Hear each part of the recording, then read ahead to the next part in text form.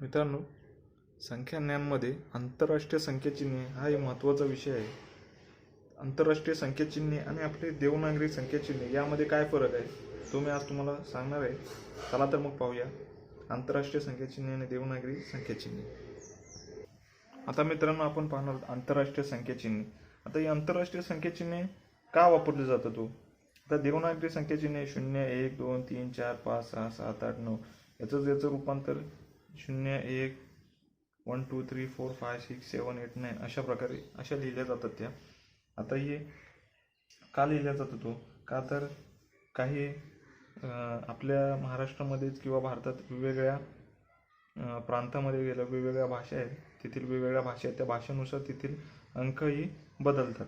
तर मित्रांनो, त्याच प्रकारे आपण जर तिथल्या नोटा वगैरे अशा प्रकारे छापल्या तर ते आपल्या लोकांना समजणार नाही किंवा बाहेरून जे परदेशी येतात त्यांनाही समजणार नाही.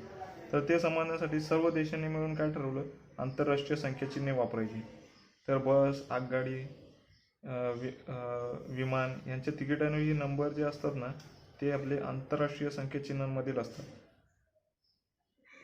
संख्या इंग्रजी अंक वापरून लिहिल्या की जगातल्या सगळ्या लोकांना समजतात, म्हणून इंग्रजी अंकांनाच आता आंतरराष्ट्रीय अंक असे म्हणतात. तर मित्रांनो, हे अशा प्रकारे आहेत आंतरराष्ट्रीय अंक. आपला 1 हा अशा प्रकारे इंग्रजीमध्ये 1 अशा प्रकारे लिहिला जातो. तर मित्रांनो, आपण काही स्वाध्यायामधले अंक बघणार आहोत. तर त्यातील पहिला आहे, खाली संख्या वाचा व अक्षरात लिहा. चला तर मग आपण सोडूया स्वाध्याय. तर मित्रांनो, हे काय दिले 20,504 हे आपल्याला काय संख्या वाचायची आणि अक्षरात लिहायची. मग वाचणं काय, ह्याचं वाचन आपण 20,504. तर ही संख्या आपल्याला अक्षरात लिहायची आहे. तर चला तर लिहूया ही संख्या अक्षरात. 20,504 अशा प्रकारे. आपण दुसरं उदाहरण पण पाहूया. दुसऱ्या उदाहरणात दिले 97,487. 97,487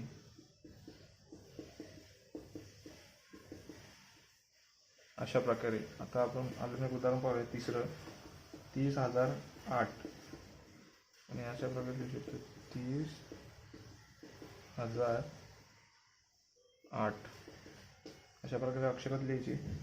अजून एक उदाहरण पाहूया, चौथं 893 893 अशा प्रकारे आपण लिहू शकतो अक्षरामध्ये.